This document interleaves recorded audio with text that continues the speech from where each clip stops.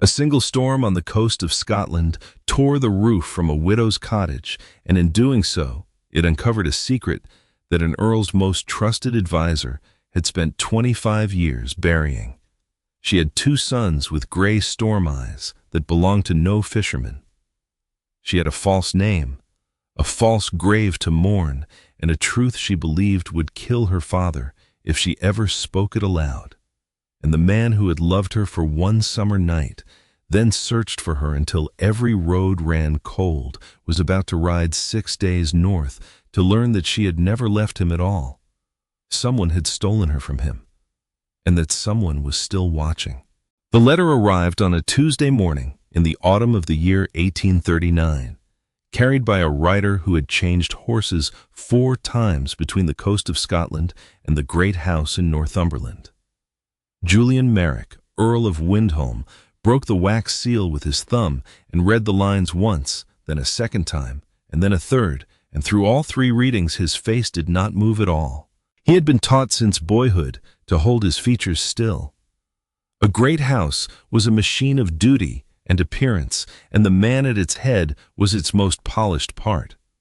So his expression remained calm and cold as winter glass, but somewhere beneath his ribs, in a place he had sealed shut 5 years before and never once opened since something cracked. The letter came from a magistrate in a small fishing village on the eastern coast of Scotland, a place called Craigmuir, several days of hard travel north of Edinburgh. Julian had never heard the name in his life. The magistrate wrote to inform his lordship that a recent gale had done great harm to a cottage upon the headland. There, a cottage that stood according to the estate rolls upon land belonging to the Windholm title. The tenant was a widow. Her name, the magistrate wrote, was Mrs. Ward. Julian read that plainly enough and thought little of it, for a great estate held scattered parcels of land in a dozen counties, and he could not be expected to know every acre by heart. What stopped him, what made his hand go still upon the paper, was the second page. The magistrate, meaning only to be thorough, had copied out the relevant lines from the parish register so that his lordship might understand the household in question. The widow kept 2 children, twin boys, and the register gave the season of their birth as the winter that followed a certain summer, the summer of the year 1834. Julian set the letter down upon his desk. He walked to the tall window of his study and looked out across the manicured lawns of Windholm Park without seeing a single blade of grass. I was doing arithmetic, and he did it now with terrible speed. A summer night in the year 1834. A ball held for charity, the great rooms lit with 1,000 candles. A masked woman who had looked at him not as a title, not as the last heir of an ancient name, but simply as a man. And a little more than 8 months after that night in the deep of winter, 2 children born. He was 32 years of age. His reflection hung faint in the cold glass, a tall man with wide shoulders, dark hair, touched at each temple with the first thin threads of silver, and eyes the gray of a storm gathering out at sea. He looked, he thought, exactly like what he was, a nobleman who had spent 5 years doing his duty, while something essential in him quietly withered and died. I had searched for her once. In the weeks after that ball, he had sent riders to every respectable house within reach, had followed every thread of rumor until each frayed to nothing in his hands. She had vanished like mist off water when the sun comes up. He had not even known her true name. She had given him only a first name spoken low behind a mask of silver, and he had held it like a coal against his chest for 5 years while the trail went cold and finally dead. "Your lordship." His steward, Mr. Dunmore, stood in the doorway with the morning's correspondence. "Cancel it," Julian said, without turning from the window. "Cancel all of it. I am leaving for Scotland within the hour." "Scotland, my lord." Dunmore's voice was careful. "The season being what it is, the roads north of Edinburgh will be very hard. The journey could not be done in under a week. I am aware of the state of the roads. Shall I have the traveling coach made ready?" "No coach. I will ride." "My lord, in this weather the passes." "Dunmore!" Julian turned at last, and something in his quiet voice made the older man take half a step back. Dunmore had served the family 30 years, and he knew the difference between a master who wished to be argued with and one who did not. This was, plainly, the second. "I have waited 5 years for an answer I believed I would never be given," Julian said. "I will not wait a further week upon the comfort of a carriage." As Dunmore withdrew, Julian's gaze fell upon the portrait above the cold hearth, his mother, the Dowager Countess Augusta, painted in the bloom of her youth. She had been present at that summer ball, and had never made any secret of her views on suitable and unsuitable attachments. He remembered a thing she had said the morning after over the breakfast china with a small knowing smile. "A summer flirtation, my dear, is best forgotten before the autumn comes." At the time he had thought nothing of it. Now a cold finger traced its way down the length of his spine. He remembered, too, a second conversation in those frantic weeks of searching. Half mad with the wish to find her, he had sat with Josiah Rennick, the family's legal advisor, who had managed the Wyndholm estate for 30 years and held Julian's hand at his father's funeral. Rennick had leaned forward with grave kindness and told him to let the matter rest. "A gentleman," he had said gently, "does not chase a woman who so plainly wishes not to be found." And Julian, exhausted and grieving, had listened. Rennick, who kept the estate rolls. Rennick, whose office had first drawn up the deed for a certain parcel of land upon a Scottish headland that Julian could not for the life of him remember buying. He put the thought away. It was too large and too strange to carry, and he had a horse to mount. The ride north took 6 full days, and every one of them was a punishment. November in the high country was no season for a man in a hurry. The roads past Edinburgh turned to rivers of frozen mud, and the wind came off the sea in sheets that cut like drawn knives, and the sleet fell steady and gray. Julian rode through the daylight and half into each night, stopping only when the dark grew too deep for the horses to keep their footing. He had a second horse on a lead, and by the 4th day the first had gone lame near a village called Innis, and he had left it there with a farmer and a fistful of silver, and gone on. I had far too much time to think, and his mind circled the same questions like carrion birds above, something wounded. Why had she gone into Scotland of all places? And why had she never once written him a line? The parish register had raised a crueler question still. Twin boys born in the winter. If they were his, and every instinct told him they were, then she had been carrying his sons when she vanished and had gone anyway without a word. But the question that drove him back into the saddle before dawn each morning was darker than any of these. For 5 years he had assumed she chose to leave him, that his title and his world had frightened her away. He had blamed himself and blamed her and buried the whole of it beneath duty and distraction. But what if she had not chosen at all? What if the choosing had been done for her by another hand? The thought settled into his chest like a blade slid between the ribs. For if it were true, then everything he had believed for 5 years was a lie, and the list of those who might have done it was long. His mother, who had never hidden her contempt for low attachments, Lady Rosamond Vane, publicly slighted when he showed her no interest, and Josiah Rennick, who held every secret of the family in his careful hands, who believed noble blood must marry noble blood with something near obsession, and who kept the seal of the house in his own strongbox. Julian had no answers. He had only the questions and a village called Craigmuir, waiting somewhere ahead of him in the gray. Craigmuir proved to be a fishing village of perhaps 300 souls built around a natural harbor where the small boats rode at anchor like resting gulls. The gale had plainly been a fierce one.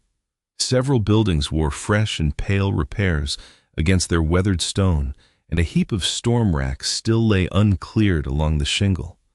But the village itself had the enduring look of a place long accustomed to the violence of weather.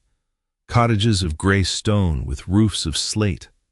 A church with a squat square tower. Nets hung to dry between the houses, and over everything the smell of salt and fish and peat smoke. Julian rode in on the 7th morning of his journey, spattered to the waist with mud, leading his one remaining horse, looking far more like a man who had ridden out of a war than a lord come to inspect his property. Several villagers stopped their work to stare as he passed. I went first to the inn, a modest place called the Herring and Hearth, and paid for a room, a hot bath, and news. The innkeeper's wife was a round woman with sharp eyes and a sharper tongue, glad enough to talk once she had seen the color of his coin. Everyone in Craigmere knew Mrs. Ward, she said. She lived in the cottage upon the headland with the little garden come near 4 years past, with 2 babes in her arms, and never a word of where she had been before, no ring upon her hand. There had been talk at the first, but she had earned her place. She had sat up 3 nights with the innkeeper's own daughter through a fever when the surgeon was 2 days off at Innis and could not come. She took in drawing work plants and flowers and the like for a printer down in Edinburgh. Very clever with her pencil, they said. Botanical drawing, Julian thought, and something turned over quietly in his chest. Of course. The woman who had slipped out of a crowded ballroom to sit alone upon a terrace and sketch the sea, thrift growing wild between the flagstones, while a masquerade roared on behind her. The storm, Julian said. The magistrate wrote that her cottage was damaged. Aye, that it was. Lost the better part of the roof. The village men have patched it as best they could, but it will not hold through a proper winter, and she has not the money for a right repair. Poor soul! She is staying with the minister and his wife while she thinks what is to be done. The magistrate said he would write to the owner of the land, some lord in the south, who has never once set foot in Craigmere, but no one here expected much to come of that. That would be me, Julian said quietly. The woman's eyes went wide as saucers. You are the Earl of Windholm. I am. And I mean to see that cottage set right properly and soon. But first, I must speak with Mrs. Ward. He found her upon the headland, standing before the damaged cottage, directing 2 village men who were struggling to lash a tarpaulin across the exposed roof beams against the coming weather. For a long moment, Julian did not move. He stood at the edge of the path some 30 yards distant and only looked at her. 5 years since he had last seen her face, and yet he would have known her anywhere on earth. She had changed. The dark hair was pinned back now in a plain and practical way, not built up as it had been beneath her mask. But the truth of her was unchanged, the same grace in her movement, the same tilt of her head when she fixed her attention on a thing, the same eloquent hands moving now as she showed the workmen the angle the canvas ought to lie. She wore plain wool in a blue faded pail, by many washings her hands bare and reddened by the cold. When she turned her head, he saw the fine lines at the corners of her eyes that had not been there before. She looked tired. She looked strong. She looked like a woman who had weathered her own storms and was standing yet. Julian's heart, that carefully governed thing he had trained since boyhood to obey his will, began to beat against his ribs, like a caged creature demanding to be let out. He took 1 step forward, and then another. One of the workmen noticed him first and nudged his fellow, nodding toward the stranger on the path. She felt the shift of their attention and turned to see what had drawn it, and their eyes met, and the world went still. Later, Julian would try to describe that moment and fail. There were no words for what passed between them in that first instant of knowing. Shock and disbelief. Something that might have been hope, swiftly crushed. 5 years of grief pressed into a single heartbeat. Her face went white, and then very still. She did not smile. She did not speak. She looked at him as though he were a ghost she had long ago given up expecting to see again. Cecilia, Julian said, and her true name came out of him rougher than he meant, scraped raw by exhaustion and by feeling. He had learned it at last from the parish clerk that very morning. Not Mrs. Ward. Cecilia Marsh, that had been the name in the register beside the boys, before the widow's alias. I have found you. She flinched at the sound of it upon his lips, a small movement nearly invisible, but he saw it. Your lordship, she said, and her voice was steady, though he could hear what it cost her to keep it so. You should not have come. I think he said quietly that we both know that is not the truth. The workmen were staring openly now, aware that something of great weight was unfolding before them. She saw it and drew her shoulders back with a visible effort. Mr. Tate, Mr. Gow, she said, I thank you for your labor. I believe we have done all we can here for today. Send your account to the manse if you would. The men hesitated plainly, burning with curiosity, but the tone left no room to linger. They gathered their tools and went casting glances back over their shoulders the length of the path. When they were gone, the composure she had held for the workman's sake cracked at the edges. "How did you find me?" she said. "The magistrate wrote to me of the storm. This land." He gestured to the headland, the cottage the wind-flattened grass. "It belongs to Windholm. I did not know it until his letter came into my hand." "Of course," she said, and laughed a laugh with no warmth in it at all. "Of every parcel of ground in the whole of Britain that I might have come to, I came to yours. I did not know. The cottage was offered to me by a friend of a friend, and I never once thought to ask whose name was on the deed." "Cecilia, why are you here?" The question came out sharper than he intended, half a demand and half a plea. "It has been 5 years. 5 years and you never." He stopped himself and pressed his lips together. "What do you want of me?" she said. The question struck him harder than he had braced for. He had ridden 6 days through brutal weather that had abandoned every obligation of his rank, had crossed half the kingdom on nothing but suspicion and a wild thread of hope, and now standing before her, at last he understood that he had not thought one moment past this one. He had not planned a single word. "I want to know why you left," he said. "I want to understand what happened to you. And I want—" He stopped, suddenly aware of how the next words would sound. "You want what she said. I want to know whether the children are mine." Her face went white to the lips. For an instant he thought she might fall. Then she drew herself up, and something fierce came into her eyes, a protective fury he had never once seen in her before. "You have no right," she said, her voice low and shaking. "You have no right at all to walk out of the sea after 5 years and ask me such a thing." "Mama!" The small voice came from the path behind Julian, and he turned. 2 boys stood a little way off, bundled in wool coats, a size too large for them, their faces pink from the cold sea wind. 2 identical faces, dark hair like their mother's, and eyes the gray of a storm at sea. His eyes. The eyes of every Merrick man for 6 generations back. They looked up at the strange tall figure standing with their mother. One of them, the one who had spoken, studied Julian openly, his small face bright with unguarded curiosity. The other hung a pace behind his expression, more careful, more measuring, weighing the stranger before deciding anything at all. He did not yet know which was which, but it hardly signified. They were his sons. The truth of it was written in every line of their faces, every gesture, every breath they drew. "Mama," the careful one said again, "who is that man?" She looked at Julian, and he saw the war upon her face, the fierce wish to shield her children, fighting against the certain knowledge that whatever she said now would change all their lives, past all undoing. "Boys," she said, and her voice barely held.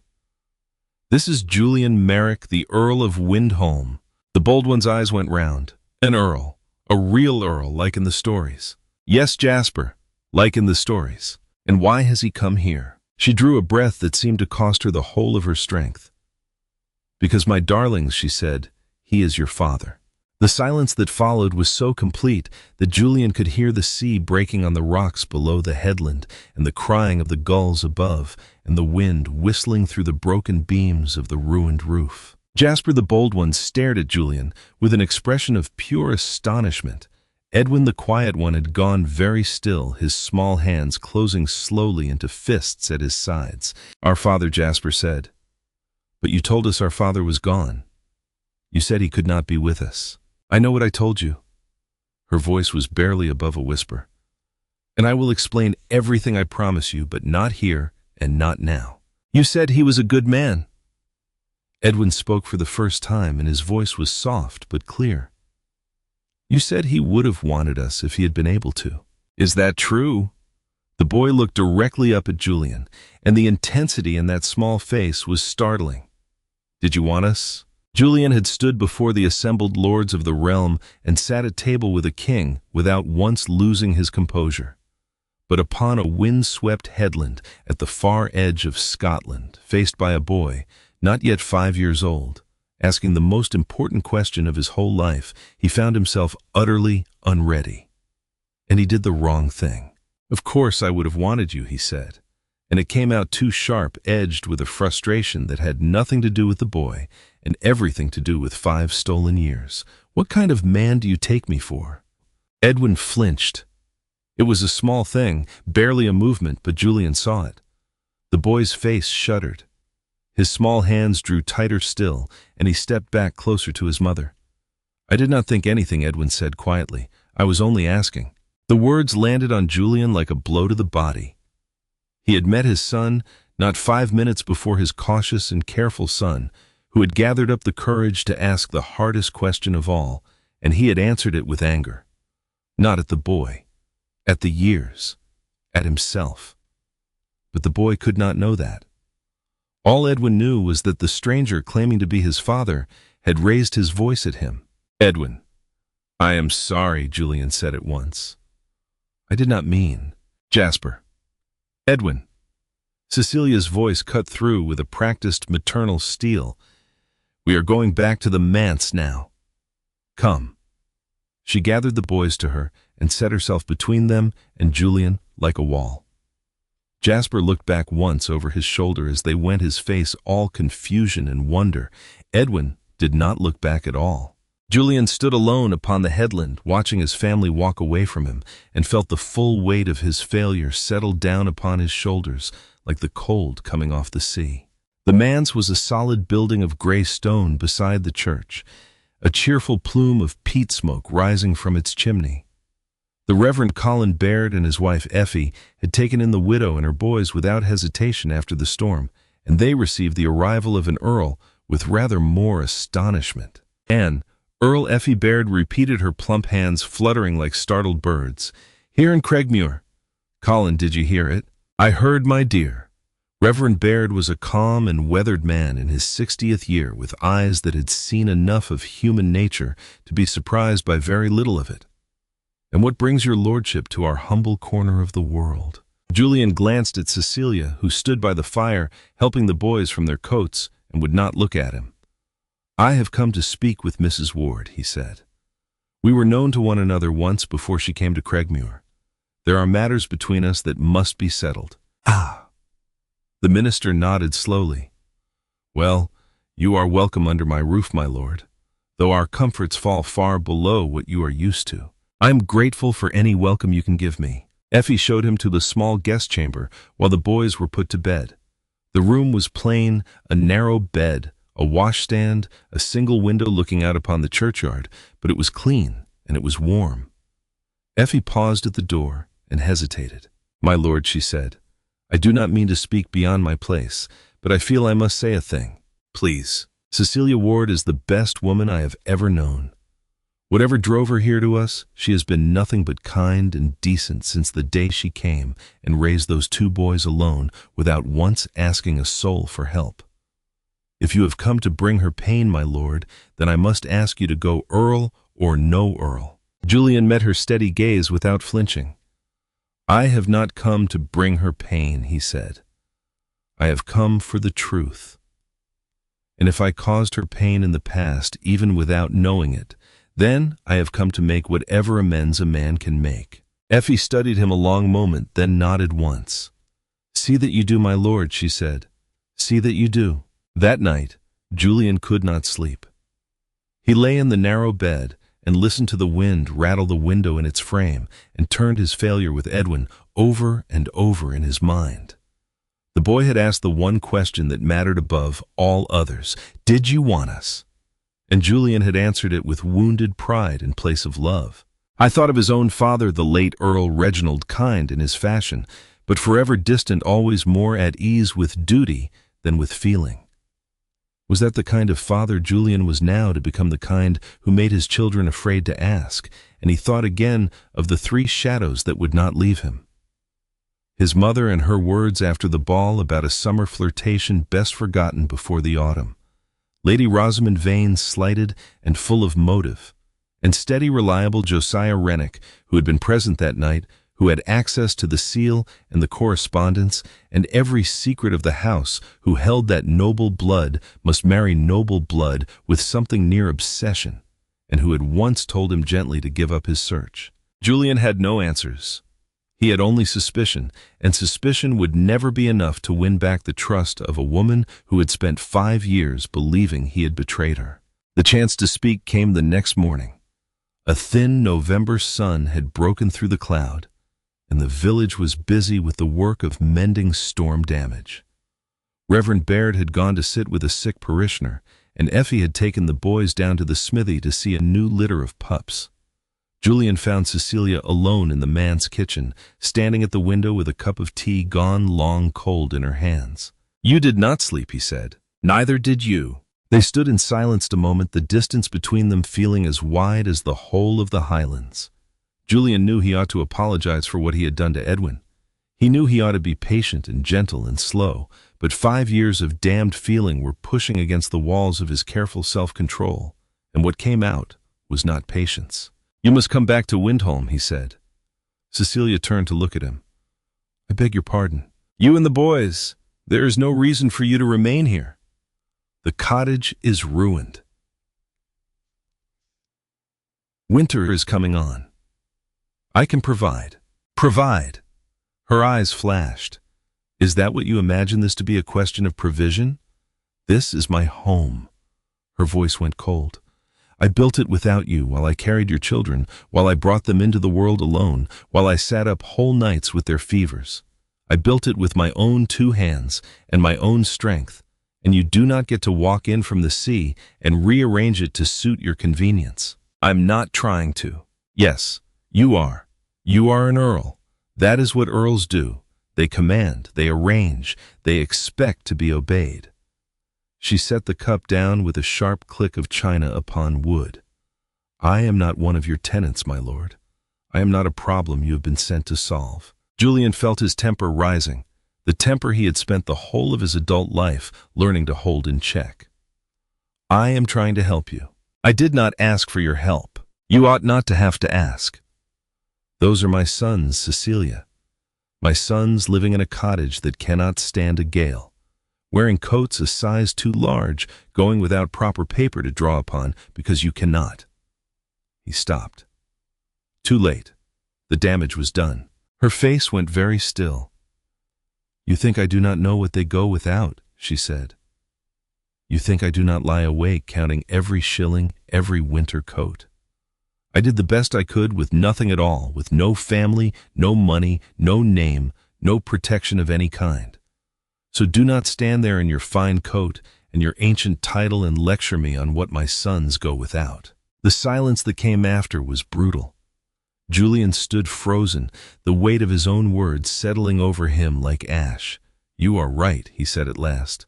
"That was unforgivable." "Yes, it was. I have no excuse for it. I was angry, not at you, at the situation, at the years we lost, at myself for not finding you sooner."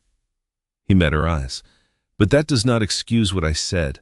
I am sorry." She studied him a long moment, and some of the coldness went out of her, replaced by something wearier and older. "You asked me once whether the children are yours," she said. "The answer is yes.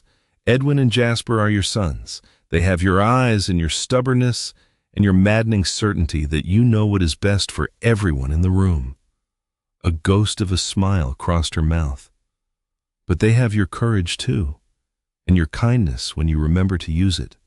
Edwin has been asking after you since he could first form the words. He wanted to know who his father was and why you were not there and whether you would have wanted him.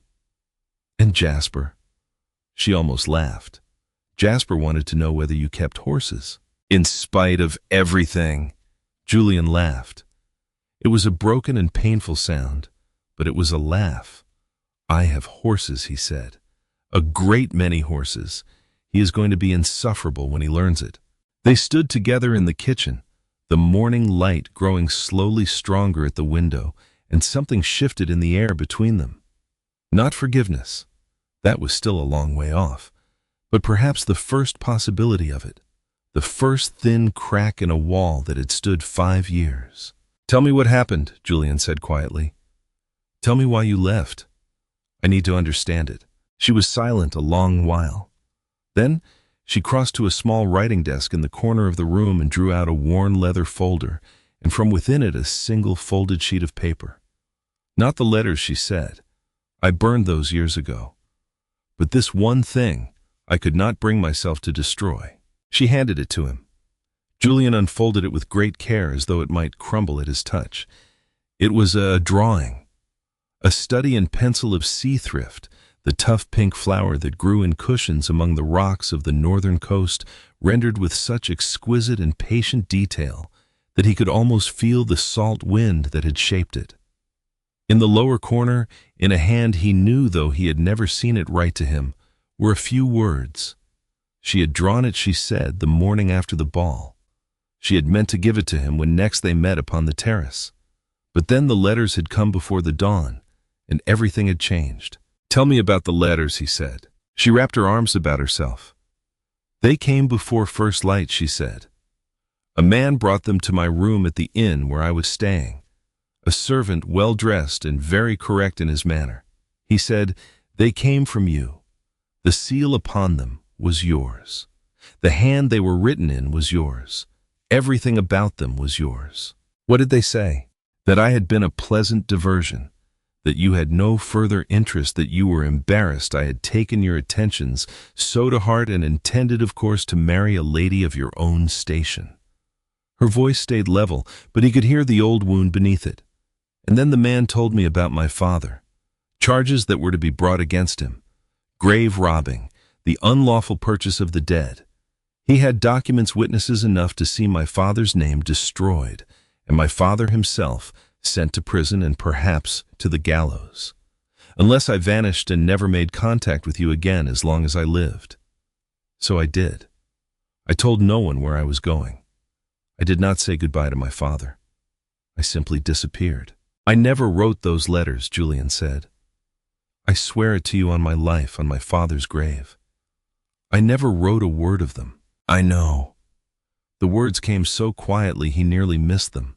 He looked up sharply. "You know, I have known for years," she said. "When the boys were born. When I looked at them and saw your eyes looking back at me. The man who wrote those letters was cruel and careless and cold. The man I met upon the terrace was neither of those things. I knew the two could not be one and the same." "Then why did you never come to me? Why never write?" "Because I was afraid," she said. "Not of you, of whoever it was who had written those letters. Someone with power enough to command your seal and your correspondence and your own private hand. Someone who could reach into my father's life and threaten to hang him. If I had come to you, they would have known it, and I could not risk what they might then do to my father, to the boys, to you." "Who do you believe it was?" Julian said. She shook her head slowly. "I have asked myself that question for 5 years," she said. "The man who brought the letters let one thing slip. He never gave a name. But he spoke once of the person who had sent him, and he called that person only the patron. And he said one thing more. He said the patron had been waiting for an opportunity of this kind for a very long time." "Waiting for what?" She lifted her eyes to his. "He said the patron wished to see the house of Wyndholm suffer," she said. "Whom have you wronged so deeply, my lord, that they would wait years upon years for the chance to destroy your happiness?" The question hung in the cold kitchen air between them, heavy with things Julian could not yet begin to grasp. That first week set a pattern. Julian came both to treasure and to dread. He took a room at the Herring and Hearth, needing space to think, to work out how a man became a father to 2 boys who had never had one, and to begin the quiet business of learning who had torn his life in half 5 years before. The cottage repairs became his public work. He engaged carpenters and slaters and labored beside them when they would allow it. He had never done a stroke of physical work in his life, but he found in it something honest and clean. His hands blistered and then hardened, and his mind for whole hours at a stretch went quiet. Jasper was enchanted by the building. He appeared every morning the moment breakfast was done, brimming with questions about beams and rafters, and why a roof must be set at just such a pitch. The workman had grown fond of the boy, and had begun to teach him small tasks, how to hold a level true, how to tell one wood from another by its grain. "Why must the roof lean?" Jasper asked on the third day. "Because of the rain and the snow," Julian said. "If it lay flat, the water would gather and work its way through. So we pitch it, and the water runs off. What if we built a roof that was round like a bowl turned over?" Some buildings have such roofs, domes, very beautiful and very difficult to raise. One day I will show you the great glass house at Windholm. It has a dome all of glass to let the sun down upon the plants beneath. Jasper's eyes went enormous. "A dome all of glass, truly. And have you horses?" "A good many," Julian said, smiling. "More than a boy can count in a day. You may ask about every one of them if you like." Edwin held himself apart. He had not forgiven Julian for their first meeting. He was polite, always scrupulously polite, but he watched the Earl with the careful, measuring eye of a child who had learned young that grown men could not always be trusted.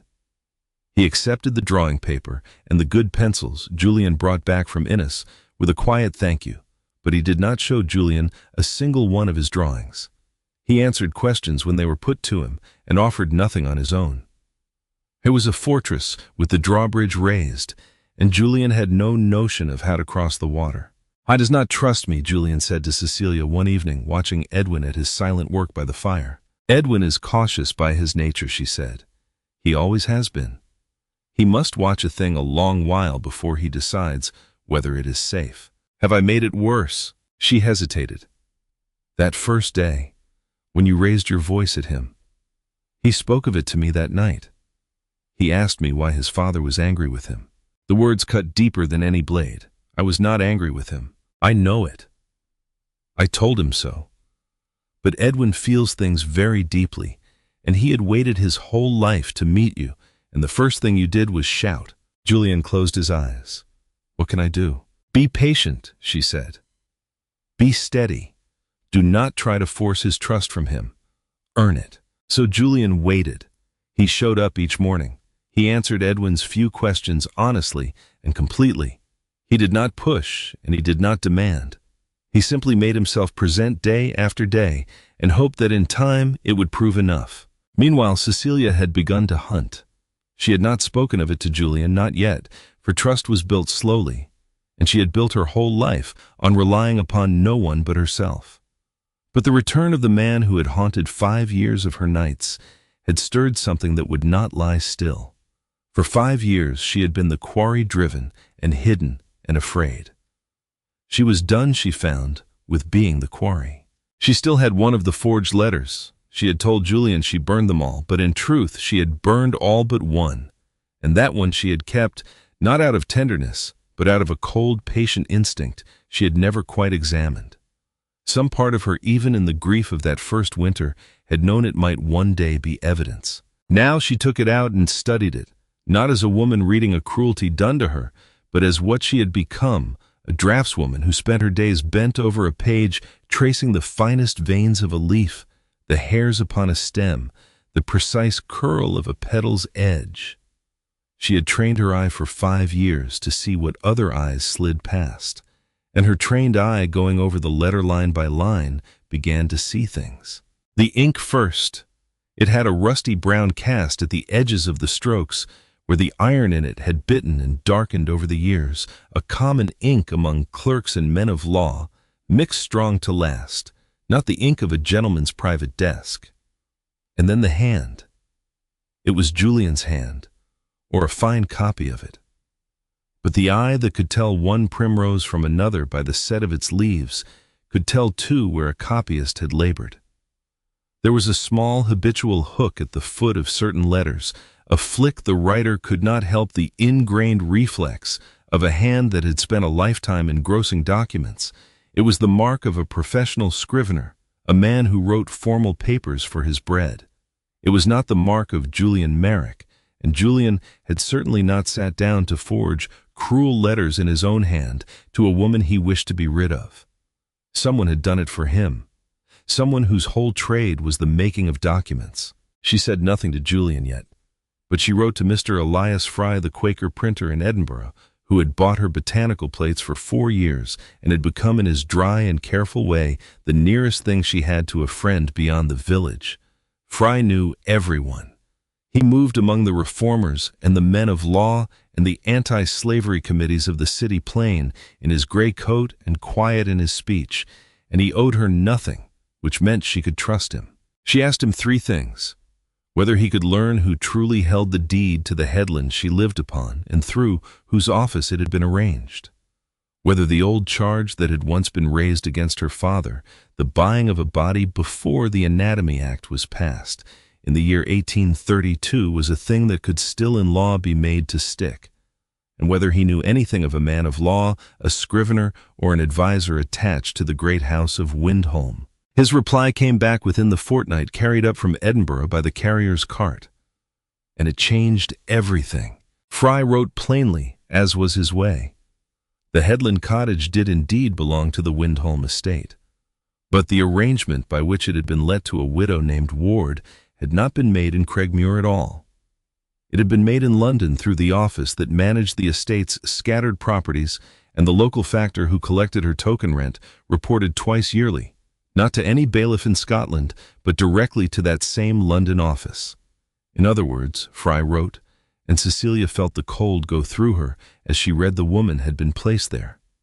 She had not chosen the cottage. The cottage had been chosen for her, and someone in London had been quietly watching her live in it for 4 years. She sat very still a long time with the letter in her lap. The friend of a friend who had offered her the cottage when she was newly widowed in name and desperate to hide with 2 babies and a false story and nowhere to go. She had thought it a kindness, thought it luck. It had been neither. It had been a leash let out just far enough to let her believe she had run free and held all the while by the same hand that had driven her from Julian. He had not destroyed her life and forgotten her. He had kept her. He had known where she was every day of those 5 years. He had known about the boys. The thought that followed was worse. If he had known about the boys all this while and done nothing, then something must have changed. Something must have made her and her sons dangerous to him at last. She read on. On the second matter, Fry was grave. He had consulted a man he trusted at the bar. The old business of her father was not so dead as 5 years might make it seem. The Anatomy Act of the year 1832 had at last made a lawful supply of bodies to the schools of surgery and put the resurrection men out of their grim trade. But the act did not reach backward. A purchase made before its passage from a man who dug up the freshly buried and sold them by the sack was a crime when it was done, and a crime it remained. And the whole country still shuddered at the memory of the murders done in Edinburgh a decade past. Her father, an old surgeon and apothecary, who had once in those lawless years paid a resurrection man for a subject to teach his students upon, could be dressed before a court as something near a monster. It would not be just, but it could be done. The threat had been real. It was real still. And Fry added one line at the end of that passage gently, because he was a gentleman. He had made inquiry as she asked after her father's health, for she had not dared write home in 5 years. Gideon Marsh was alive. But he was old now, and he was ailing, and those who knew him did not think he would see another winter through. Cecilia pressed her hand to her mouth. 5 years. 5 years she had let her father believe her dead or worse, gone and heartless, because she had been too afraid of the patron's eyes to send even a line. And now the time to set it right was running out like sand. On the third matter, the man of law attached to Windholm Fry had less to give her. Only a name gathered from a clerk of his acquaintance who had once had dealings with the estate. The name was Rennick, Josiah Rennick. He had served the family, the clerk said, for 30 years, and was reckoned the very soul of discretion, a man who knew where every body of that great house was buried. Cecilia read the name 3 times. It meant nothing to her. She had never in her life set eyes upon Josiah Rennick, but she folded Fry's letter and set the forged love letter beside it, and she looked at the 2 of them lying together upon the desk, and and for the first time in 5 years, the fear in her chest was crowded out by something harder and colder and steadier. She would go to her father. She would clear his name if it could be cleared. And she would find out who had done this to them, whatever the cost, and she would drag him into the light. She did not know yet how close he already stood. The first snow of the year came on the 3rd week of Julian's stay in Craigmuir. He woke at the inn to find the village transformed, the rooftops and the lanes all under a soft blanket of white, the harbor gone still and dreaming, the fishing boats dusted pale against the dark water. He dressed warmly and made his way to the manse, expecting to find 2 boys wild with joy at the sight of it. Instead, he found the house in disorder. Jasper was crying. Edwin was gray-faced and silent. Effie Baird was rushing about with hot water and cloths, her kind face drawn tight with fear. And Cecilia was on her knees before the kitchen fire with Jasper gathered in her arms, and her own face was as white as the snow beyond the window. "What has happened?" Julian said. "Fever," Effie said, clipping the word off short with urgency. "Both boys. It came on in the night, sudden and hard. Jasper is burning up." "And Edwin?" She glanced to the corner where Edwin sat, wrapped in a blanket, shivering hard in spite of the fire, a fine red rash beginning to bloom along his throat. "Edwin is not much better," she said. "It is the scarlet fever. I have seen it before. God help us, it goes through the children of this coast like a scythe through hay." "Have you sent for the surgeon?" "The nearest is at Innis, 2 days off in fair weather." Effie shook her head at the white world outside. "In this I do not know. We have sent a lad on the fastest pony in the village, but I cannot say when help will come or if." Julian crossed to where Cecilia knelt with Jasper. The boy's face was flushed a deep and frightening red, his breath coming fast and shallow. When Julian laid the back of his hand against the small forehead, the heat of it alarmed him. "Jasper," he said quietly, "can you hear me?" Jasper's eyes fluttered open, glassy with the fever, but a flicker of knowing came into them. "Papa," he whispered. It was the first time either boy had called him so. "I do not feel well." "I know. We are going to help you. Will you stay?" The question was so small and so trusting that Julian felt something crack clean across inside him. "Yes," he said, "I will stay. I am not going anywhere at all." He looked up and met Cecilia's eyes, and for the first time since he had come, her guard was wholly down. She was terrified.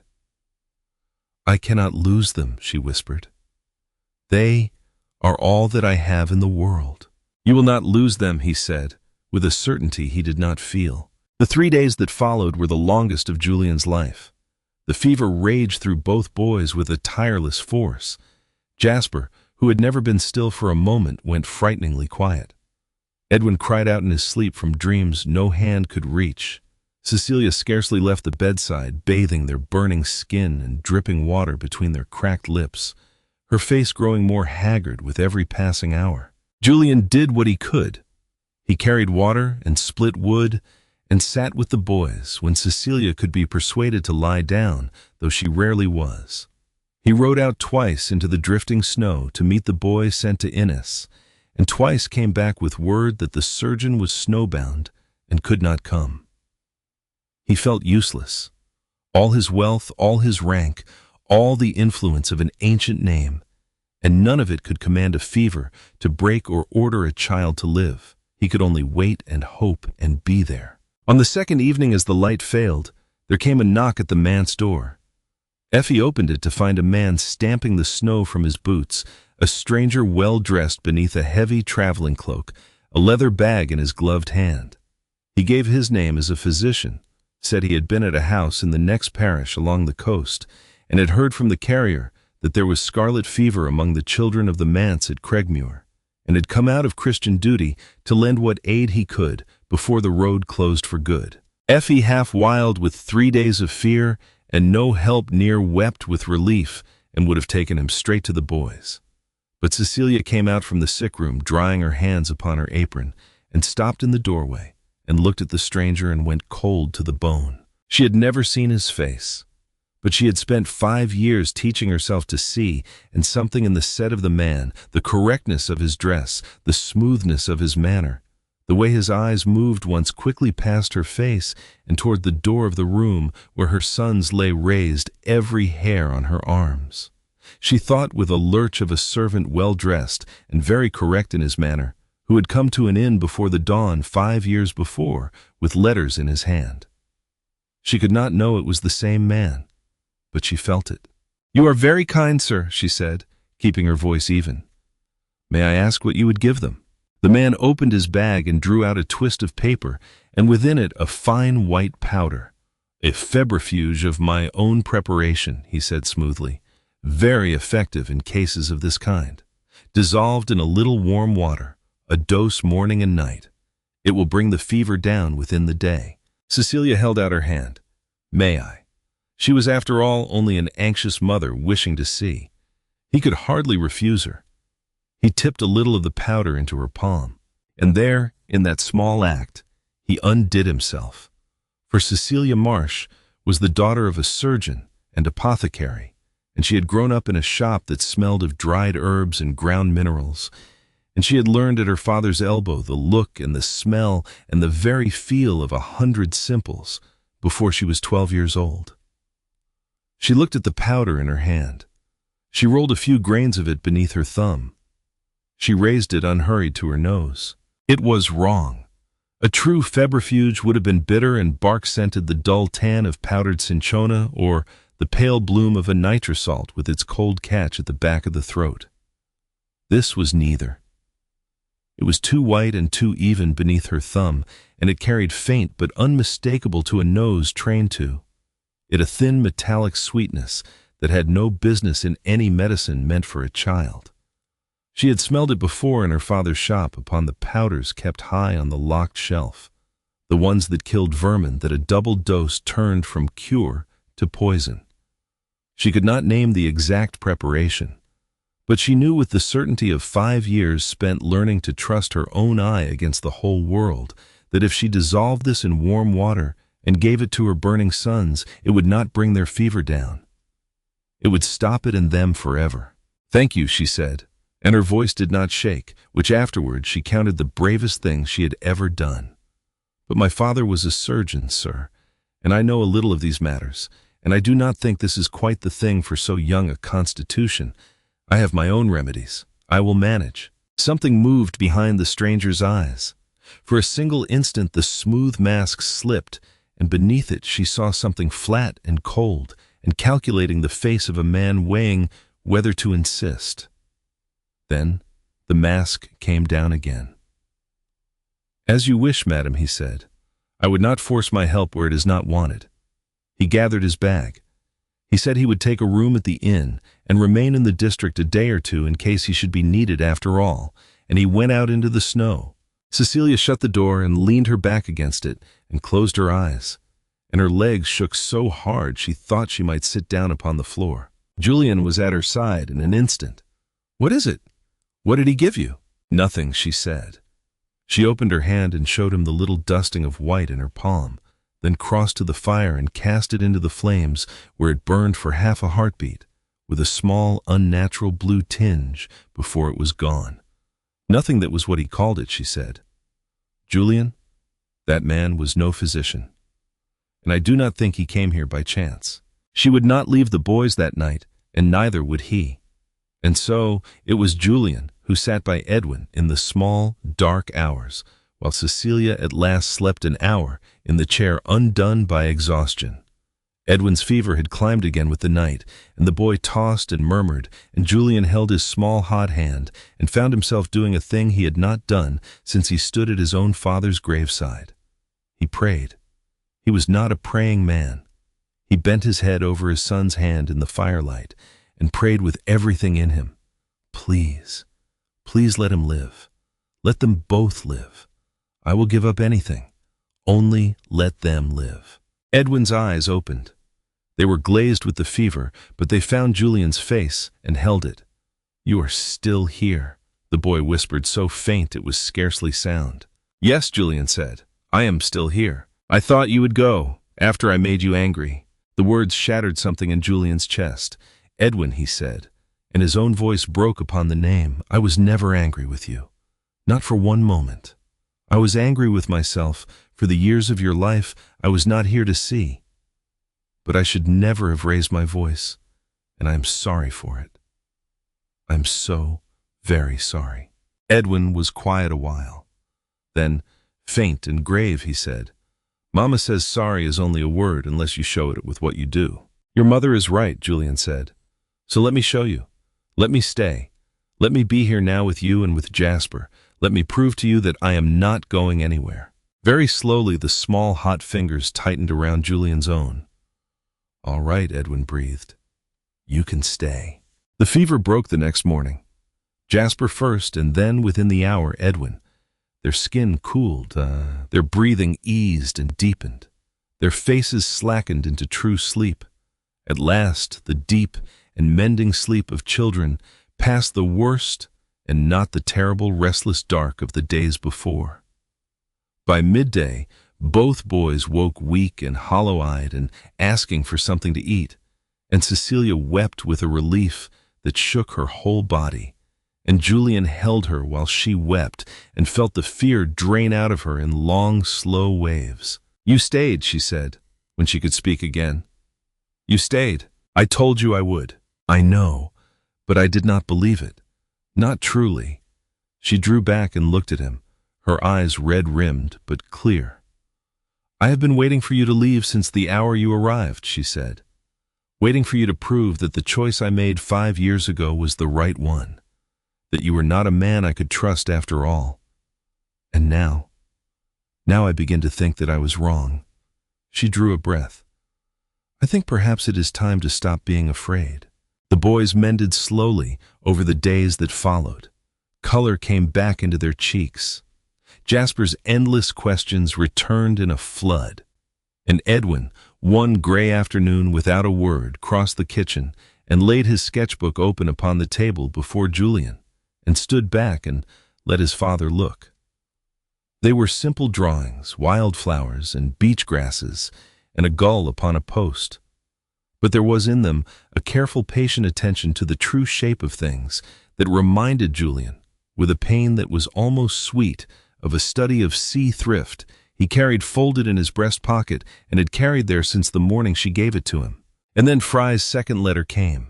Cecilia had written to him again the moment the boys were out of danger, telling him everything: the false physician, the poisoned powder, the certainty now settled hard in her that the patron who had driven her out 5 years before was not content to let her live in peace even now.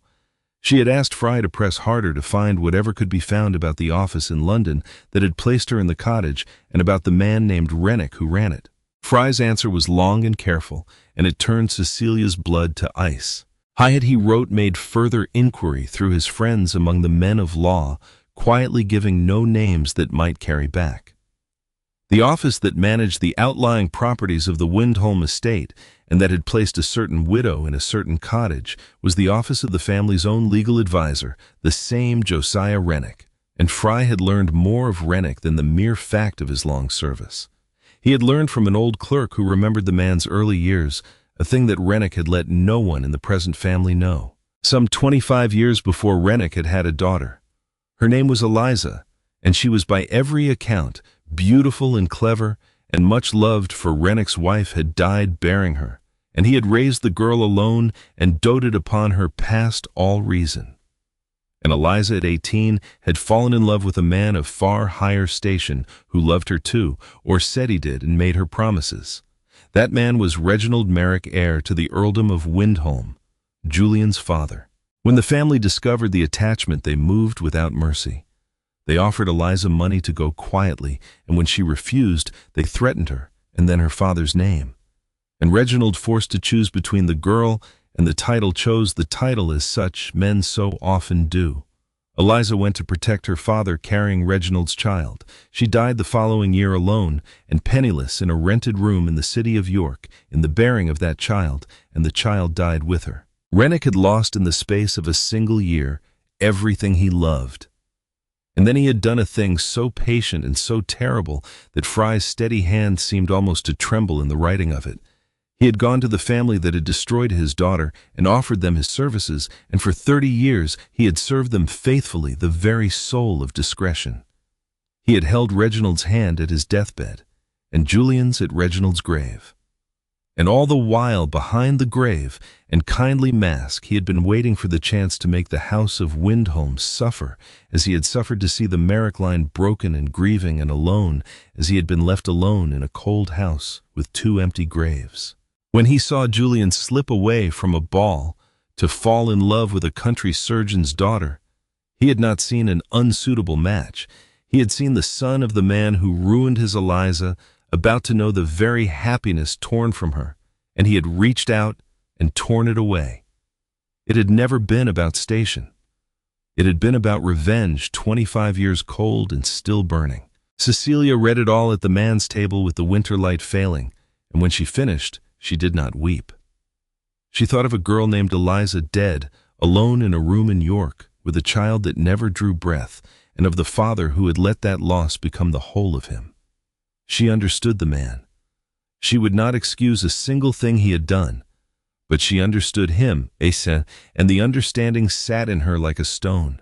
And then she thought of a poisoned powder white, and even a metal sweet, held out toward the beds of her sleeping sons.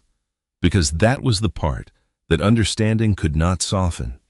Whatever the patron had once suffered, he had come 3 days past to murder 2 children who had done him no wrong at all, whose only crime was to have been born. And she thought, too, of the deeper question Fry's letter had raised without answering.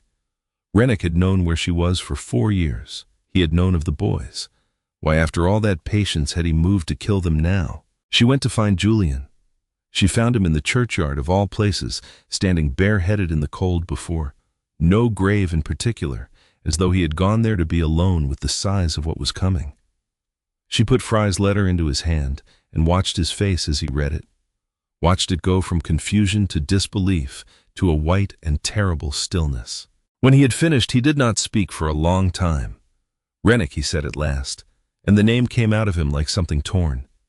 He held my hand at my father's funeral, Cecilia. He taught me how to be a man. He was more a father to me than my father ever was. I know, she said gently. I am sorry. He stole 5 years, Julian said. He stole my sons' whole lives from me. He tried 3 nights ago, too. He could not finish it. The rage that came up in him then was unlike anything he had ever felt in his governed life. A black tide that demanded action, demanded justice, demanded that Josiah Rennick be made to pay in full for every day of it. I will ruin him, Julian said, very quiet, which was somehow worse than shouting. I will see him hang. And then he stopped because Cecilia had taken his arm. There is more, she said. Fry has been into the estate's own dealings as far as a careful man may go without being seen. And Julian, revenge upon your father's house was never the whole of it. She told him then the last piece, the one Fry had set down at the very end of his letter as the gravest of all. A part of the great Windholm fortune did not come from English land at all. It came as the fortunes of many great houses did, from sugar from plantations in the West Indies, worked for generations by enslaved men and women. And when Parliament abolished slavery through the Empire in the Act that took effect in the summer of the year 1834, it had voted an enormous sum, not to the freed people, but to the owners of the plantations, as compensation for the loss of what the law had until then called their property. The Slave Compensation Commission had sat from the year 1835 to pay those claims, and the very great claim for the Windholm plantations had been made and received on the family's behalf by their trusted adviser, Josiah Rennick.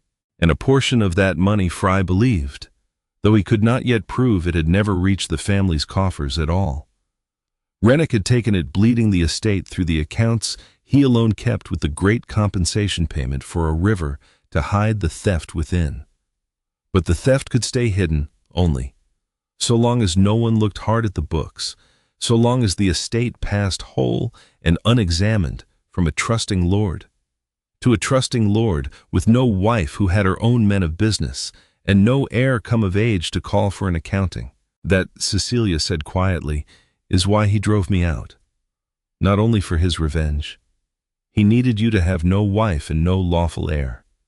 He needed the line to end in you unmarried and childless, so that when you were gone, the estate would fall into a confusion of distant cousins and probate and delay, and his accounts would never bear a hard and hostile eye. His revenge and his theft were the same act.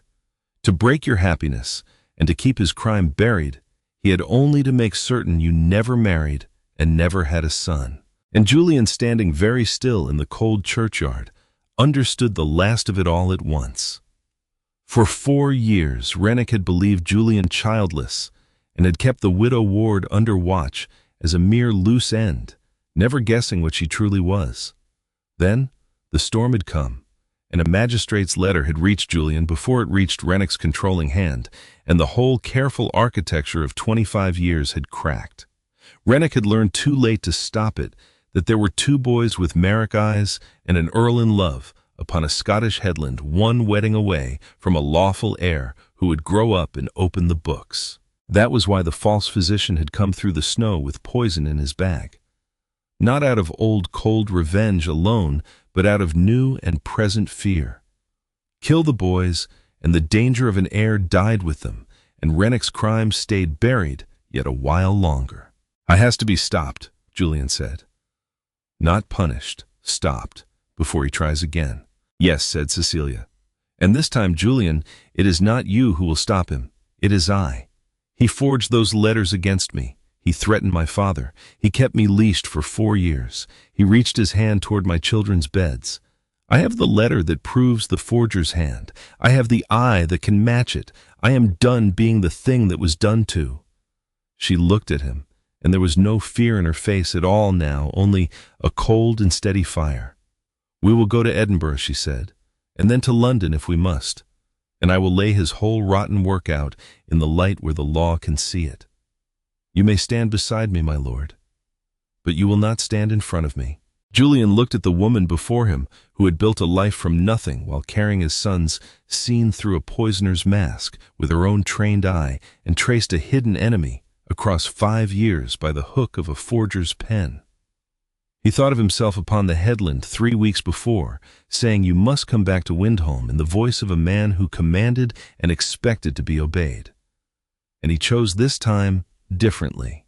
"All right," he said. "We go together, and I will stand beside you." They went south together, though not so far as London, for the enemy had come to them. Fry wrote ahead that Rennick himself had traveled north to Edinburgh in haste, taking chambers there to oversee, so he claimed some matter of the estate's Scottish affairs. Cecilia understood at once. He had come to be near the danger, to direct his man Slade, to see with his own eyes whether the boys were dead, not knowing his poison had failed, nor that the widow he had leashed for 4 years had slipped the leash and was now hunting him. The road to Edinburgh took the better part of a week, and they left the boys safe at the manse with the Bairds, who guarded them now like 2 fierce old lions. On the way, in the swaying dark of the coach, Cecilia spoke of a thing she had read in Fry's papers. There was a new law passed only that past summer, in the year 1839. For the first time in the history of the kingdom, a mother might petition the courts for the keeping of her own young children, where before a father's word had been the whole of the law. "It changes little for most," she said, watching the frozen hills go by, "but it changes a principle. It says, a mother is not nothing. And whatever comes of Rennick, I will tell you now, no man, not you, not the law, not any patron in any office, will ever again decide for me whether I may keep my sons. That is finished." Julian took her cold hand in his. "I would not dream of it," he said, and meant it to the bone. They found Josiah Rennick in a set of comfortable rooms above a lawyer's court in the old town, warm and well-appointed, and lined with the neat black spines of ledgers. He rose from his desk when the door opened, an old man now past 60, his hair gone silver, his face lined with the years. But his eyes were sharp, still watchful, and something flickered in them when he saw who stood in the doorway. Not only Julian, the woman beside him. "Your lordship," Rennick said, and then more slowly, "Mrs. Ward, this is a surprise." "I imagine it is," Cecilia said, and stepped past Julian into the room. She had promised herself she would not tremble, and she did not. We have come to speak with you, Mr. Rennick, about a masquerade held in the summer of the year 1834, about letters written in a hand that was not your master's, about a young woman named Eliza, and about a very great sum of money that was paid to this family for the freeing of slaves, and never reached this family at all. Rennick's legendary composure, the discretion of 30 faithful years, cracked clean across at the name of his daughter. How he said, and his voice was not his own, "How do you know that name?" "We know everything," Julian said quietly. He closed the door behind them. And then Cecilia laid it out one piece upon the next, not in anger, but in the flat, clear voice of a woman describing what her own eyes had seen. She set the forged love letter on his desk, and beside it the note the false physician had left a note in a careful clerk's hand. She named the small habitual hook at the foot of the letters. The flick a scrivener could not help the same in both. And then the third thing, drawn by Fry and his barrister out of the estate, accounts the figures of the great compensation claim, managed by Rennick's own office, the sums that went out and the lesser sums that came in, and the difference between them, patient and hidden year upon year. The same hand had written all three: forged love, false medicine, stolen money. One hand, his. Rennick sat down heavily as though his legs had gone from under him. For a long moment he said nothing at all. Then, when he spoke, his voice was raw and unguarded, the voice of a man who had carried a stone too long. "She was all I had," he said. "Her mother died bringing her into the world, and I raised her alone, and she was everything good in my life." And his father Rennick's eyes went to Julian. Cold now, his honorable, noble father promised to marry her, got a child upon her, then let them threaten me and buy her off and cast her out. She died in a rented room in York alone, the child with her, and I was 2 days too late to reach her. He drew a shaking breath. I took the position with this family, to be near it, to understand it, so that one day I might make it suffer as I had suffered. And when I saw you slip away from a ball to fall in love, I saw the whole thing beginning again. Another Merrick man, another woman of no name. I could not bear it. I would not let another of you be happy. You drove her out, Julian said. You threatened her father.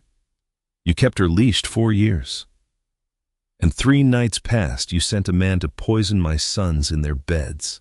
I did, Rennick said, and did not look away. Because your line ending in you was the whole of my design in more ways than my grief. He gestured at the ledgers along the wall. You never asked to see the books. You trusted me, as your father trusted me, as I made certain you would. A childless earl I could manage forever. A wife and a lawful son was a reckoning I could not survive. And then a storm tore a roof, and a fool of a magistrate wrote to you before he wrote to me, and I learned there were 2 boys with your eyes. He gave a small, terrible smile. So, yes, I would have done it.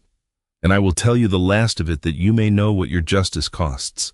Take me to a court, my lord, and I will take your ancient house into the mud with me.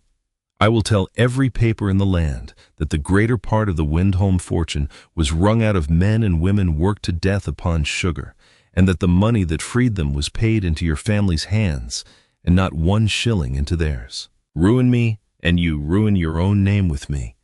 That is my last card, and I have waited a long time to play it."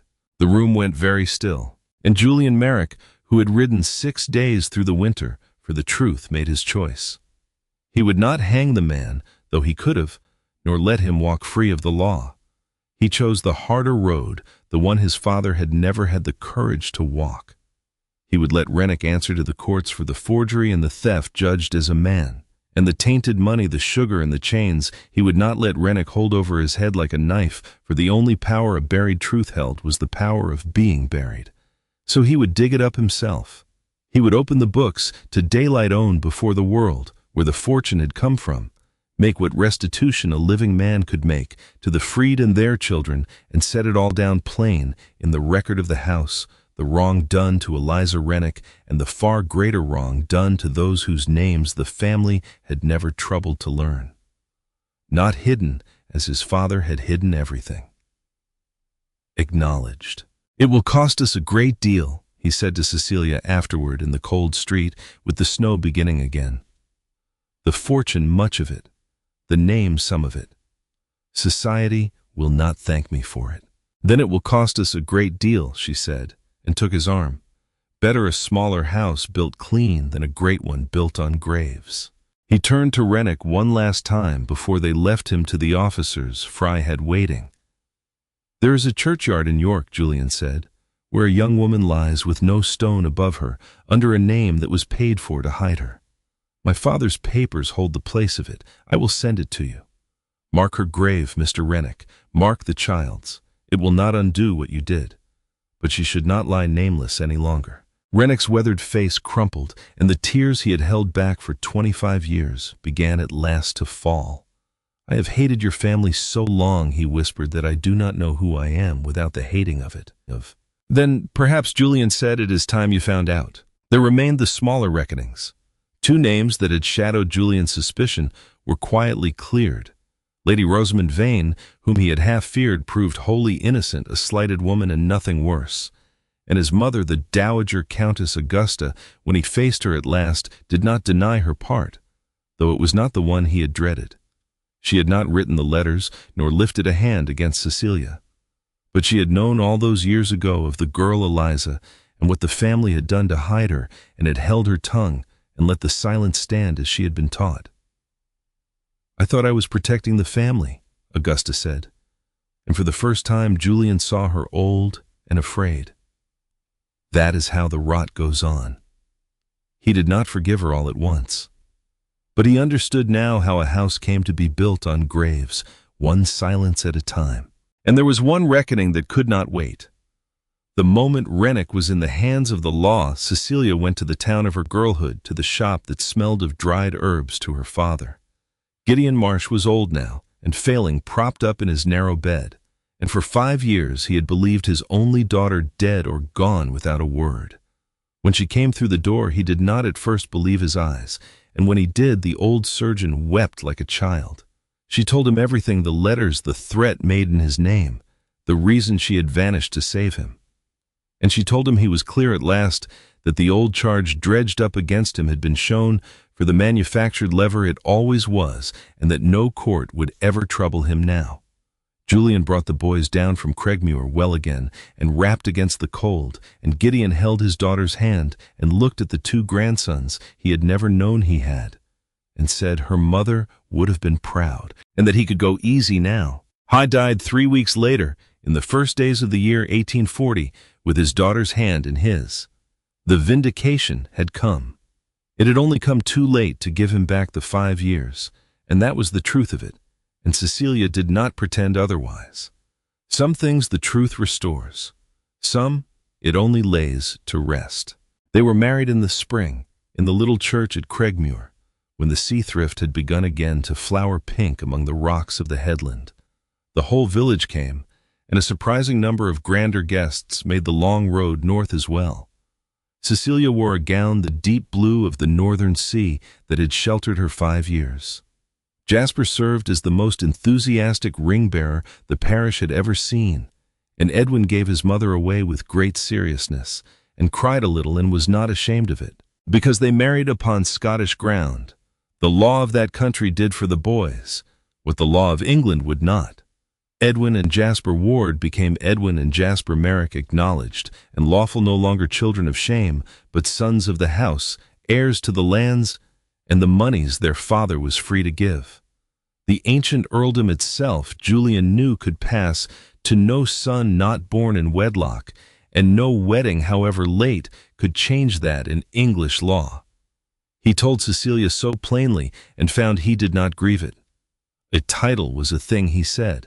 His sons were his sons.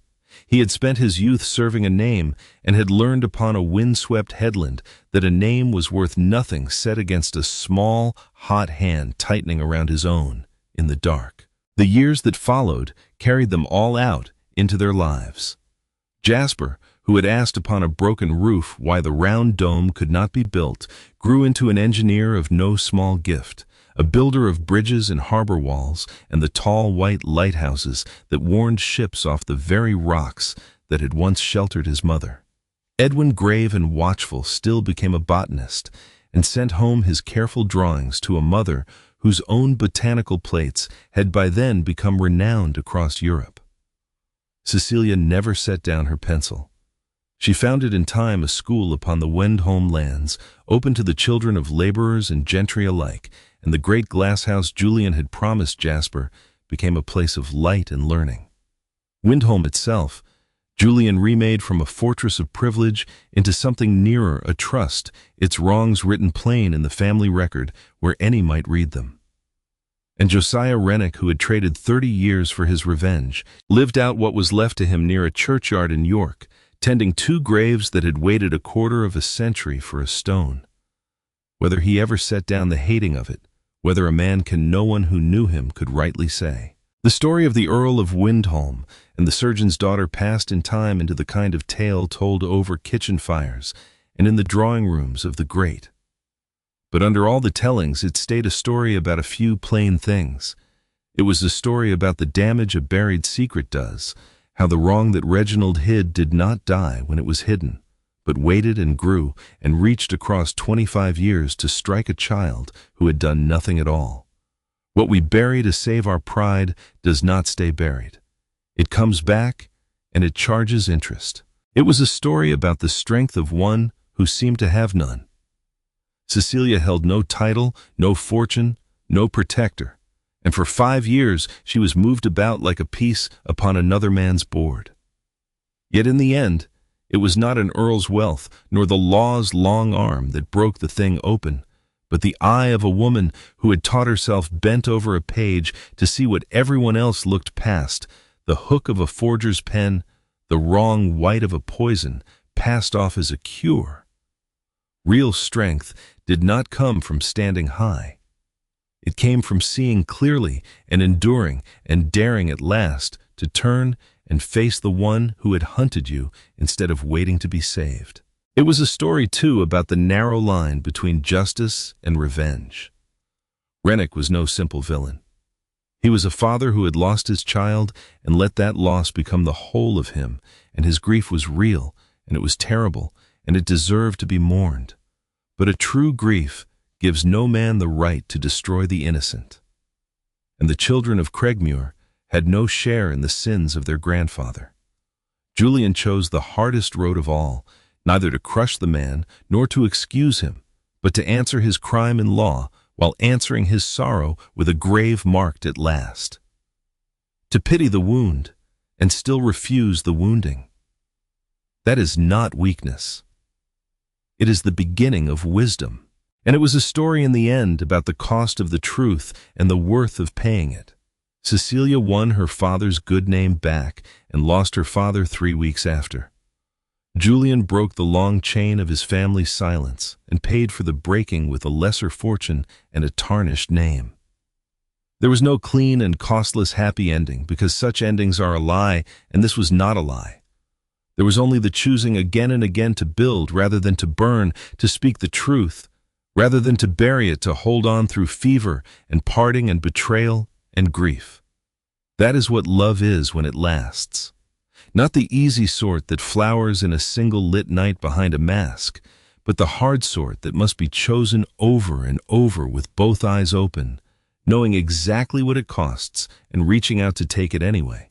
And on the headland at Cregmuir, every spring, the sea thrift still comes into flower among the rocks, pink and tough and patient, exactly where a young woman once sat and drew it by the light of a summer moon before she knew how much it would cost her, and chose it all the same. If you had been Cecilia and the man who broke your heart 5 years before came walking back out of the sea, would you have opened the door to him, or would you have kept it shut and your secrets buried forever? Tell me your answer in the comments below. And if stories like this one move you, tales of second chances and hard-won truth and the courage it takes to forgive, then subscribe and stay with us, for there are many more still to tell.